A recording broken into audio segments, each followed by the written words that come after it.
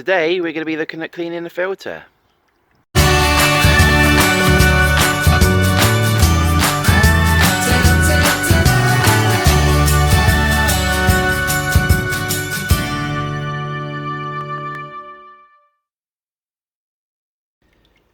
Today, as well as cleaning out the pump and main filter as well, we're also going to be replacing some of the original media that came with it, with this K1 media. And once we pull out the filter floss that's at the bottom of it, you'll also see that we'll need to replace that. So I've also bought a large square of filter floss from the fish shop. This can be easily cut down to whatever shape or size you need, and you'll see me fitting that in a little bit. So let's go have a look at the filter. So this is the Laguna filter that I use. As you can see, the inlet is here and the outlet is here. It also has a function where you can clean it intermittently without having to actually take it apart. And to do that, you turn the filter off, you pump these two levers up and down, and then you turn that to that position. If I can turn it, there we go, to that position. And then the water, when you turn the pump back on, will come out here. And that is all your dirty water, and you run it until it goes clean. And then you turn it off, turn it back around, and then turn it back on, and you should have nice clean water coming out. But seeing as this is the big first clean of the year, we are going to do a much deeper clean. So let me just turn this off and we'll come back again when I've got it apart. So this is it once it's out of its canister. If we move in for a closer look, you can see how it is absolutely caked in algae and detritus and all sorts. Notice at the top it is a lot worse than at the bottom. Obviously that is an example of how the water moves this way through the filter, so most of the bigger stuff gets caught up here. So what we're going to do now is we are going to get our bucket and we're going to use some pond water to clean it, because you never want to use tap water because the chlorine in it, all that will do is it will kill any of the bacteria on the filter. So let me just take the filter off and we will get about washing it. So here we are, we have the filter out and we have it next to our bucket of water. Literally all I'm going to do is, they come off in sections, I'm going to take the top section off first, like that, and literally just dunk it and start washing it about. It is quite simple, literally as simple as that. Now what I'm going to do is I'm going to wash all of these in this bucket once, just going to get the worst of it off, and then I'm just going to leave it on the side there. And what we're going to do is, once I've done those, we're going to give them a second wash just to get them extra clean in a fresh bucket of water, because you can see straight away that has turned green. Right, so this is it, they've had their two cleans. Now notice that they're still a little bit dirty. Now the trick is not to get them looking brand spanking new again, because if you've done that, you've over cleaned them. And what that's essentially done is killed off all of the bacteria inside of it, and it means pretty much that you have to cycle your whole filter all over again. So the trick is to clean them thoroughly, but not too much, just to leave a little bit of dirt still on there so that they've still got some of the bacteria left. So that leaves us with this, and now at the bottom of that is the filter floss and all the biological media. So what I'm going to do now is take that out, try and get rid of as much of the water as I can, and we'll get to about cleaning that. Right, so I tried to get that out of the ground, it's not come in, so we're going to have to go in manually and pull in everything out.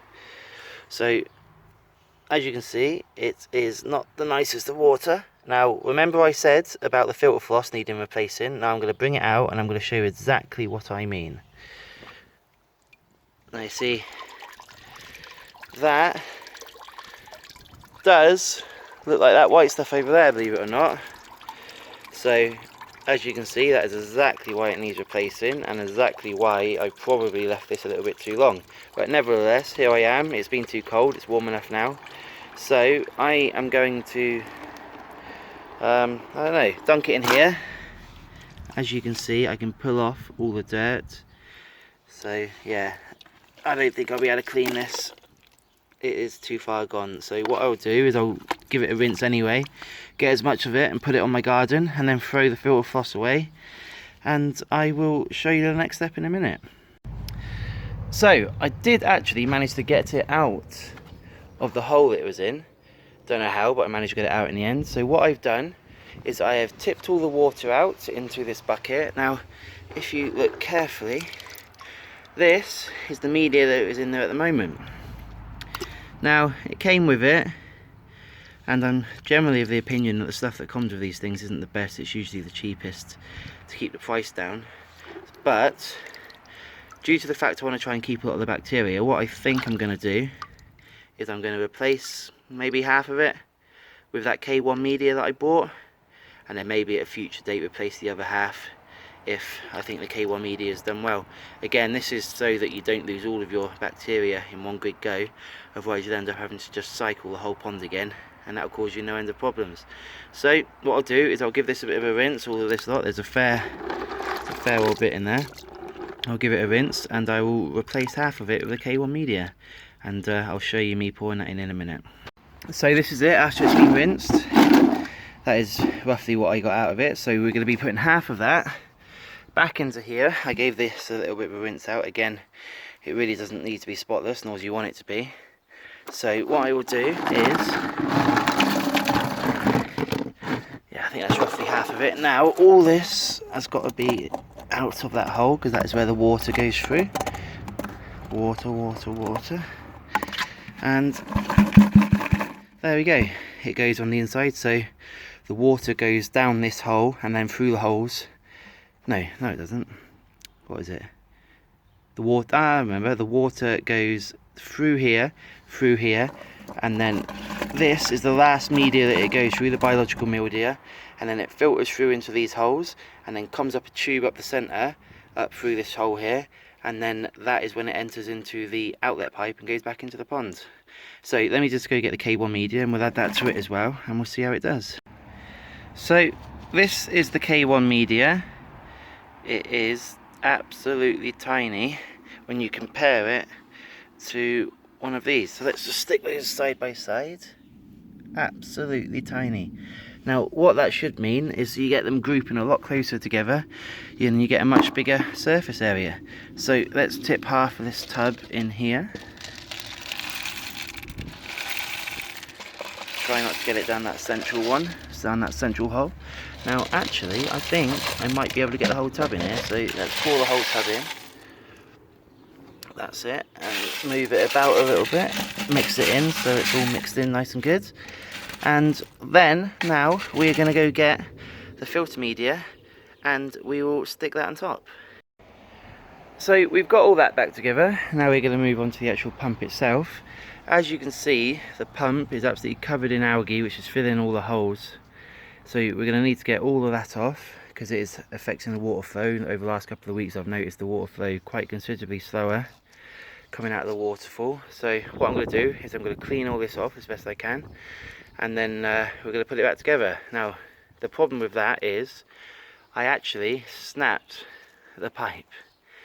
Now this being Easter Sunday, none of the fish shops are open, so I'm going to have to do a hasty repair, which is not going to be pretty, but it will do, and it will keep us going till Monday, and then we'll hopefully be able to do a proper repair and get some new pipe. In the meantime, I have just enough pipe to get this pump back in the water. Now I really don't want to leave it going without the water flowing through it, because otherwise all the bacteria is going to die. So I'm going to carry on and get this clean, and I'll show you what it looks like when it's all clean. Right, so during the cleaning process, on much closer inspection, I noticed what may or may not have been causing the slowdown in the water coming out of the water fountain. Now obviously all this should not be there. So over the winter, because this is the first big clean I've done this year, this is obviously built up. It's definitely what's causing the water to slow down, so we're going to have to remove all of this. This will be brilliant for the garden, by the way. We're going to have to remove all of this, and hopefully then the water should be flowing much faster. So what I'm going to do is take the pump out of the case, and we'll give that a little bit of a clean as well, and we'll get all this out of there. So let me get all this out and I'll be right back with you. So this is it all cleaned up, and this is how the other half still looks. What I'm going to do is I'm going to clean up this half as well, and then hopefully it'll look like that. Now what that's going to do is it's going to help no end in moving water through the system much faster, and hopefully in combination with the new filter media and the filter floss that I put in there, we should be looking at much cleaner water.